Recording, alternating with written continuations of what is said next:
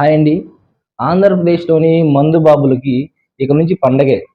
అదేంటంటే ఆంధ్రప్రదేశ్‌లోని ప్రస్తుతం పాలిస్తున్న ఎన్‌డీఏ కూటమి ప్రభుత్వ అధ్యక్షుడు సీఎం నారా చంద్రబాబు నాయుడు గారు ఎన్నికల ప్రచారంలో ఇచ్చిన హామీలో భాగంగా ఇప్పటికే పాత మద్యం పాలసీలను రద్దు చేశారు.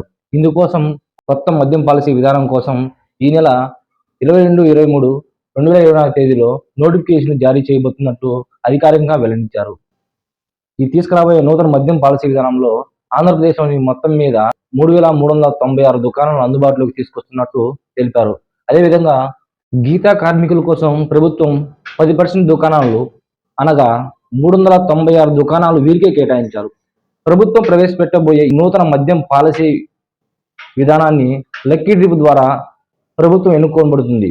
ఇందుకోసం లక్కీ డ్రిప్‌లో పాల్గొనాల్సిన అభ్యర్థులు రూ. 2,00,000 ఎంట్రీ ఫీజుతో దరఖాస్తు చేసుకోవాల్సి ఉంది. రూ. 2,00,000 మరలా అభ్యర్థులకి తిరిగి చెల్లించబడదు.